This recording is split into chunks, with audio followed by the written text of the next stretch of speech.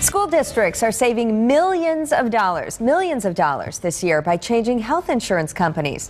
Why the change? Well, mostly it's due to the changes in collective bargaining made at the state level. Fox 11's Robert Hornacek is on special assignment, and he joins us with a preview of tonight's special report. Good morning, Robert. Good morning, Rachel. You know, in the past, school boards and unions would have to agree on making any changes in benefits, but with the new law, and now that public employee unions no longer can bargain on benefits, many school districts are making a lot of changes, and one of the biggest changes we're seeing is in health insurance.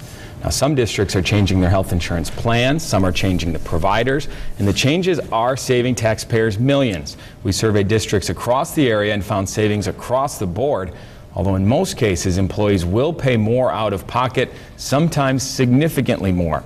We found districts like Pulaski, which are saving a few $100,000. Others, like the Appleton area school district, are saving a few million.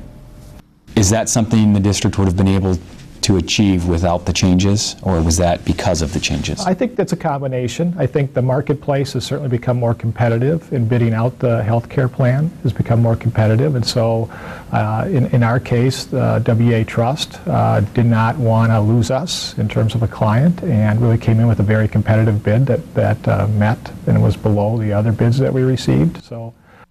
Now, WIA Trust stands for the Wisconsin Education Association Trust. The company was founded 40 years ago by the state's largest teachers union, and you really can't have a conversation about health care in schools without talking about WIA Trust. So coming up tonight on Fox 11 News at 9, we're going to do just that.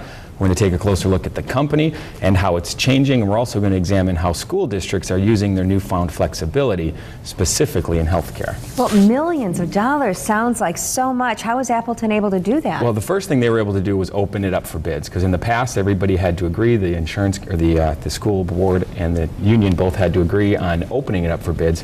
Now that the school board can do it by itself, they open it up for bids, and WIA Trust came in $3 million lower because they really wanted to keep the contract.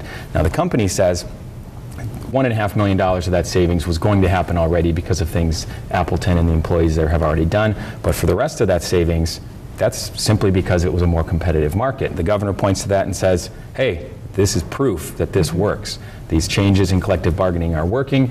WIA Trust, because of its history with the teachers union, the fact that the union created it, definitely has a lot of political opponents out there, a lot of critics who are saying, hey, if you can lower your price $3 million this year, you must have been overcharging us last year and the year before and the year before. And the company says, listen, the change is simply because the market's different and now there's more competition. Are other districts able to save as much money or some money? Appleton was pretty much the largest savings we found, but we did see savings, as I said, across the board. We found Pulaski saving $500,000, and it's not just companies switching to or from WIA Trust. Companies, the healthcare providers across the board are coming in with lower prices, but remember, it's not just that you're getting the same plan for the same price. In a lot of instances, the employees are picking up a much larger share of the health insurance costs. So in a lot of districts, you're seeing higher co-pays, you're seeing higher deductibles, and the teachers unions and other employees unions are saying, hey, this is unfair, this is putting all of this budget savings on the teachers' backs, and the governor says, hey, you're still paying less than a lot of people. And so it continues. It continues. So we'll have a full look tonight on Fox 11 News at 9. Thanks, Robert. Yep. Robert Hornacek on special assignment. Again, his report will be tonight at 9, and you can get more information by going online, fox11online.com, and clicking on the story on the home page. Good Day, Wisconsin. We'll be right back.